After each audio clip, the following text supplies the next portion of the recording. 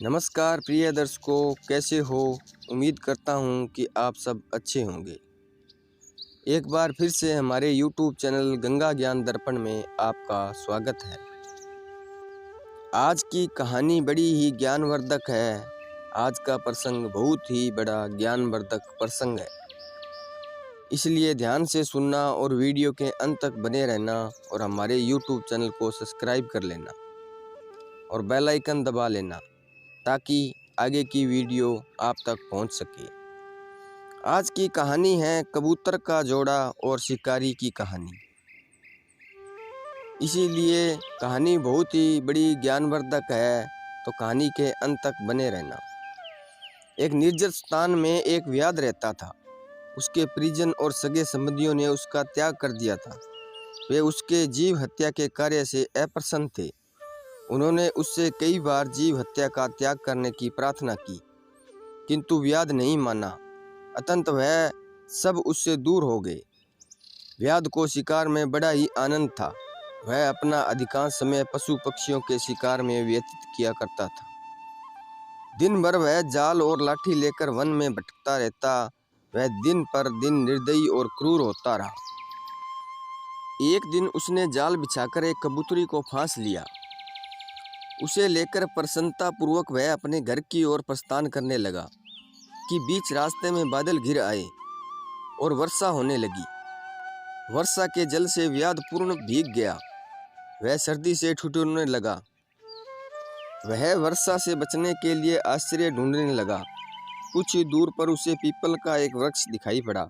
उसमें एक बड़ा सा खोल था जिसमें एक मनुष्य घुसकर बैठ सकता था।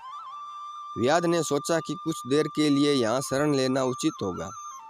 वह खोल में घुस गया और बोला, इस खोल में रहने वाले जीव मैं यहाँ कुछ देर आश्रय ले रहा हूँ। आशा है कि तुम्हें कोई आपत्ति नहीं होगी। इस सहायता के लिए मैं आजीवन तुम्हारी ऋणी रहूँगा। उस खोल से उस कबूतरी का पति रहता था जिसे व्याध ने पकड़ लिया था। वह अपने पति के बिछड़ जाने के कारण दुखी था और विलाप कर रहा था। कबूतरी ने जब समय के प्रति अपनी पति का प्रेम देखा तो भावुक हो गई।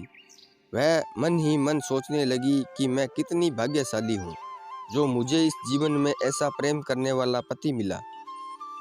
इन्हें पाकर मेरा जीवन धन्य हो गया। वह अपने पति से बोली, स्वामी विलाप मत करो, मैं यही हूँ।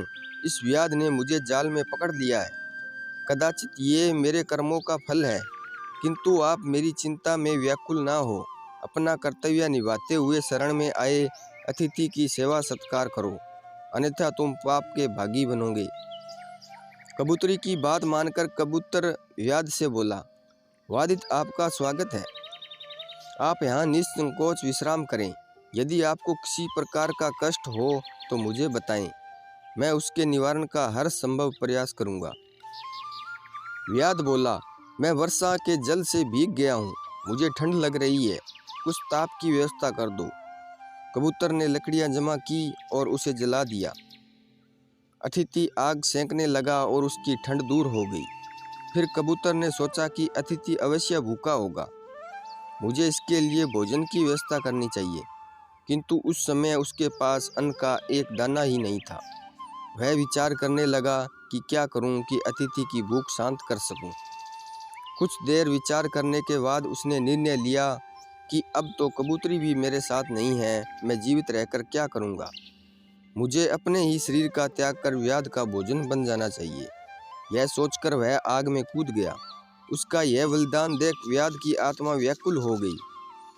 वह आत्मग्लानि में डूब गया और मन ही मन समय को धिक्कारने लगा।